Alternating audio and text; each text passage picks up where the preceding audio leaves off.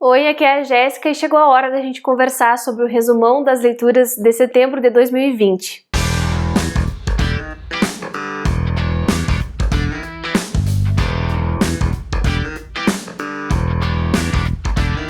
Teve bastante coisa boa. Eu não li tanta coisa em termos de números de livros lidos, mas sim em páginas lidas, porque os livros dessa vez foram bastante extensos, mas valeu cada momento e eu já vou comentar sobre cada um deles com vocês. Mas antes de mais nada, está chegando agora no canal, seja muito bem-vindo, muito obrigada pela companhia. Aproveite para dar uma olhadinha no conteúdo que eu produzo por aqui e se gostar, se inscreva, porque isso é muito importante. Deixa um joinha e compartilhe esse vídeo com quem também gosta de ler, porque isso ajuda muito na divulgação e no crescimento do canal. Ao todo foram 4 livros lidos e 2 que a leitura ainda está em andamento e vai continuar pelos próximos meses. A primeira leitura, então, do mês de setembro foi o Afirma Pereira, esse livro do Antônio Tabucchi, que foi enviado pela TAG no mês de agosto de 2020 e que marcou a minha volta à assinatura do clube, né? Eu tinha comentado com vocês que eu tinha parado de assinar por motivos de orçamento apertado, mas agora felizmente consegui voltar e voltei com esse livro porque disseram que a edição estava muito bonita, mas quando ele chegou aqui eu confesso que eu fiquei com um pouco de medo, assim, eu olhei para ele, olhei para essa capa azul, olhei para uma ambientação em Lisboa e achei que eu não fosse gostar, porque quando o livro se passa em Lisboa já me lembra o Autobiografia do José Lins Peixoto, que eu não gostei, ele ano passado e não funcionou comigo, né, então eu fui meio receosa. E foi uma grata surpresa, porque eu adorei esse livro, eu li num fim de semana, li em 2 dias, super rápido, e a narrativa me fisgou completamente. Aqui a gente tem a história de um cara que é um pacato cidadão, ele é um cara já de meia idade e que nunca fez grandes coisas da vida, é viúvo, trabalha num jornal e publica traduções de textos literários do século XIX, e um cara que abertamente foge da política. Mas acontece que ele vive na época ali da ascensão do salazarismo e a ascensão do fascismo também na Itália e na Espanha também, e ele acaba se vendo ali em maus lençóis porque uma pessoa chega na vida dele, que é o Monteiro Rossi, e pede ajuda. O Monteiro Rossi é um militante comunista, então vocês imaginam o lugar em que o cara fica aqui, né? Esse protagonista que é o Pereira.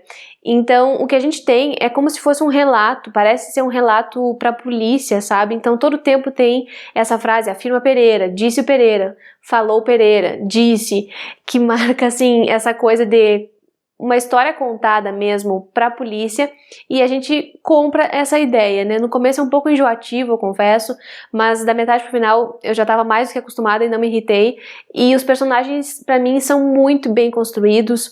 A narrativa, apesar de se passar em Portugal, não tem o estilo português de narrar, então não pensem num livro de uma escola portuguesa, ele é na verdade uma narrativa italiana, de um autor italiano que se passa lá em Portugal, mas o autor tem uma grande relação com o país e, enfim, acho que tudo faz muito sentido aqui. O que a gente tem é uma transformação, uma grande mudança na vida desse personagem, uma guinada radical, assim, mas que se dá progressivamente. E a gente vai vendo esse personagem sofrer com certas angústias que ele não sabe nem explicar, uma certa nostalgia, uma saudade de viver alguma coisa que ele nem sabe o que é.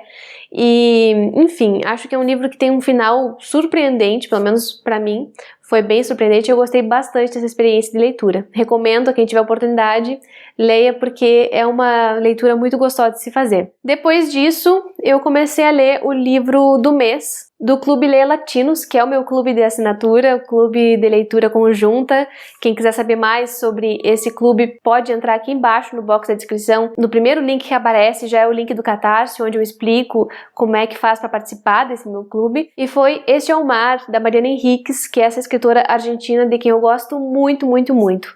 Da autora, eu já li também o As Coisas que Perdemos no Fogo, que é um livro super famoso, todo mundo leu e a maior parte das pessoas gostou, e eu fiz uma resenha bem acalorada para ele, vou deixar aqui caso vocês não tenham visto ainda.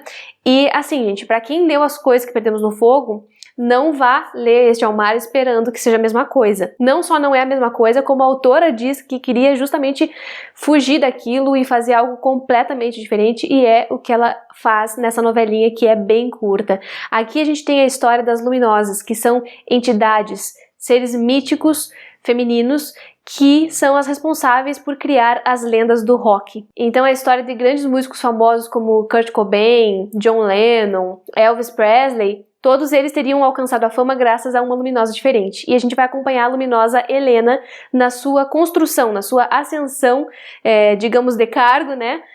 Até ela se tornar a luminosa que vai formar a última lenda do rock, que é o personagem James, um jovem rapaz que tá aí fazendo algum sucesso, mas que ela vai ter por missão encabeçar aí essa lenda, essa formação da lenda. E, gente, é um livro que me surpreendeu bastante.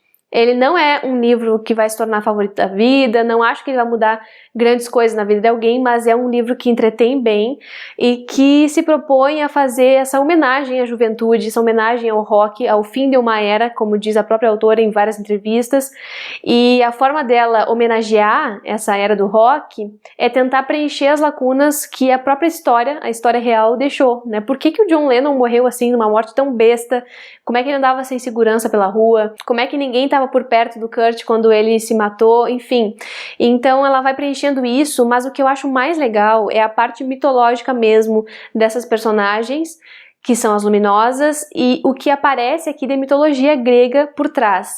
Ela não explica nada, ela não se propõe a explicar nada, mas ela deixa as pistas. Se alguém quiser pesquisar, pesquisa, mas eu acho que se não pesquisar também é perfeitamente compreensível dentro da própria narrativa da história. Enfim, gente, ela fala muito sobre fãs, sobre o que é ser fã, sobre essas massas que idolatram ídolos, e aí a gente pode pensar também em psicologia das massas, né, no Freud, mas assim, eu vou tentar falar melhor sobre esse livro numa resenha em breve, então fiquem de olho, porque deve sair ainda esse mês aqui no canal, e assim a gente pode conversar melhor sobre esse livrinho que não tem nada, absolutamente nada a ver com os trabalhos anteriores da Mariana, mas ainda assim é um livro que eu acho que merece ser lido. Depois disso, o que aconteceu? Chegou o kit de setembro da TAG e é uma autora nigeriana que foi enviada. E lá na revistinha dizia que quem gostasse daquele livro, talvez gostasse também de outros 2 livros que, casualmente, eu tinha aqui em casa. E eu resolvi, então, pegar esses 2 livros que eu já tinha em casa antes de começar o da TAG de setembro, porque assim eu poderia emendar essas leituras e também já matar, né, essas possibilidades aí de intertextualidade. E eu comecei por Fique Comigo, da Ayobami Adebayo. Eu já tinha esse livro há 2 anos e tava com preguiça de ler porque eu tinha tomado um baita spoiler e eu achei que esse spoiler ia estragar a minha experiência de leitura. Mas não foi o caso, porque o livro tem tanta treta, tem tanta coisa acontecendo, que assim, aquele spoiler que eu tomei serviu até como uma chave de leitura para eu implicar com um certo personagem, para eu ficar observando todas as pistas que ela ia dando ao longo do texto, sabe? Então foi bom por um lado, e fora isso, é um livro que mexe muito com a gente. Aqui a gente tem a história da Yejide, que se casa com um cara pelo qual ela é apaixonada, que é o Akin, e eles ficam ali durante vários anos casados, mas sem ter filhos, e isso é um problema para esse tipo de sociedade retratada aqui, em que se espera que casais tenham muitos filhos, especialmente filhos homens, mesmo que seja uma Nigéria mais contemporânea a retratada nesse livro. E aí a família começa a fazer pressão, porque eles não têm filho e querem conseguir uma nova esposa, uma segunda esposa para o Akin, a fim de procriar, né? E a história começa a se desenvolver aí, nesse pequeno, grande drama feminino, né, dessa mulher que não se identifica com a poligamia, tendo que aceitar essa nova esposa e como que ela vai lidar com isso. E eu achei muito legal trazer a poligamia pro final do século XX, porque as outras histórias que eu tinha lido sobre isso eram mais antigas, né? Então a gente pensa que não existe ainda esse tipo de tradição, mas ainda tem. E as pessoas talvez não estejam mais conseguindo lidar com isso, talvez por uma convivência com outras culturas, por ter mais acesso a outras informações, enfim. Isso aqui é só suposição minha, tá? Mas o fato é que acontece tanta coisa na vida da Yejide, tanta coisa mesmo, tanta desgraça, que eu pensei, esse livro não vai levar a lugar algum, senão a desgraça. Mas olha, surpreendentemente ele tem um final que me deixou feliz, satisfeita, um final bem esperançoso, o que é raro de acontecer. Então, eu gostei do livro, eu tomei ele como um grande bafão familiar e que serve para entreter bem a gente. É uma escrita muito bem feita, tá? Não tô diminuindo a escrita da Ayobami. Mas enfim, não é um livro que eu acho que vá transformar também, revolucionar, né, as nossas noções de literaturas africanas, mas, por outro lado, é um livro que eu acho que é muito bem feito. As personagens são bem construídas e tem muita treta. Então, para quem gosta de treta familiar, dramas pessoais, esse livro é um prato cheio e talvez eu fale mais sobre ele aqui nos próximos vídeos do canal, então fiquem de olho, mas eu recomendo a leitura. E o outro livro recomendado lá pela revistinha Irateg, além do Fique Comigo, era o Meio Sol Amarelo, da Chimamanda Ngozi Adichie, rainha, dona e proprietária do meu coração. Esse livro estava aqui em casa há muito tempo, só que eu estava economizando ele, porque a Chimamanda ainda não publicou mais nada, aqui no Brasil pelo menos, depois do último livro que foi o de Contos, né, No Seu Pescoço. Então eu tô naquela agonia, não sei quando vai sair o próximo livro dela, e eu queria realmente economizar, porque todo mundo dizia que era um baita livro, e realmente é. Mas, enfim, dessa vez eu peguei e comecei a ler, e gente, que calhamaço maravilhoso. Aqui a gente tem a história de uma guerra que acontece dentro da própria Nigéria, no fim da década de 60.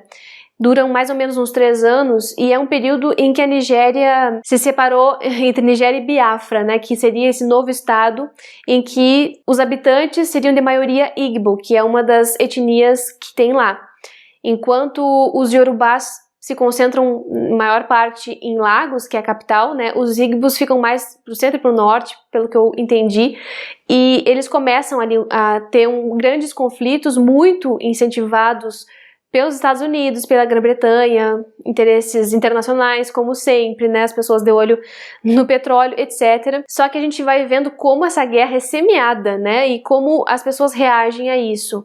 Porém, não é uma pessoa qualquer narrando essa história de guerra e guerra nacional, né, uma pessoa do país narrando sua própria guerra. É a Chimamanda, e ela faz isso magistralmente. Ela certamente pesquisou muito, e isso aparece aqui na história. Ela pesquisou realmente a história do país e fez algo que é bastante profundo e não deixa com que a gente tome partido, sabe? Porque não tem muito partido bom e possível pra gente tomar aqui. As pessoas estão muito feridas, as pessoas estão passando mal, passando fome, e tem pontos altos, tem coisas certas dos dois lados, assim como tem as erradas também. Então ela não faz isso, ela não mostra, olha, sigam esse caminho, sabe? Isso é muito bom, ela deixa o leitor realmente mergulhar nessa história e entender um pouco do que foi aquele caos que a Nigéria passou naquele período. Então é um romanção maravilhoso, eu fiquei vários dias lendo, ele tem umas 500 páginas, mas eu adorei passar esse tempo com essas personagens, e em breve vou comentar melhor sobre ele aqui também. Fiquem de olho e aproveita para ativar aqui as notificações, né? Porque assim vocês não perdem quando esses vídeos forem ao ar. E esses foram os 4 livros que eu li por inteiro, então. Além disso, eu comecei 2 outras leituras, mas que são leituras de estudo e que eu não tinha nenhuma pretensão de terminar durante esse mês. Uma delas foi O Mundo da Escrita, como a literatura transformou a civilização, do Martin Buchner. E esse aqui também é um livro muito bom de ler, apesar de ser um livro não ficcional, ele tem uma escrita bem envolvente, sabe? E durante o mês de setembro eu li 2 capítulos, tô na página 75 por enquanto, e tô gostando bastante, mas ainda não quero comentar nada, tá? Eu quero saber mais dele para poder comentar com vocês. E o outro de não ficção, também para estudo, é o Como Ler Literatura, do Eagleton, que é um autor que eu adoro e que agora eu tô vendo como ele faz para ser mais didático do que ele já era, né? Partindo de alguns pontos bem interessantes para mostrar como a gente pode ler literatura, né? Por exemplo, dos começos dos romances, dos personagens, e aí ele vai dando algumas chaves de leitura, chaves de análise mesmo, para que as pessoas possam ver a complexidade que é fazer a crítica literária, né? Eu acho muito legal esse livro, ele é para leigos também, especialmente para leigos talvez, mas quem tem informação também aproveita muito. Então, tô gostando, gente. Vou dizer pra vocês que eu só li o primeiro capítulo por enquanto, então é pouca coisa, mas vou continuar a leitura aí ao longo de outubro. Vamos ver o que eu tenho pra contar depois, quando passar um pouquinho mais, avançar essa leitura. E é isso, essas foram as leituras de setembro, teve bastante coisa, consegui me dedicar mais às leituras, felizmente voltei ao meu ritmo, consegui me concentrar, e também, né, o meu trabalho agora se organizou de uma forma que eu tô conseguindo encaixar melhor as leituras durante o meu dia. Espero que vocês tenham gostado desse vídeo, comentem aqui embaixo se já leram alguns desses livros ou se ficaram com vontade de ler, vamos continuar a conversa. Muito obrigada pela companhia até o final do vídeo e a gente se vê no próximo.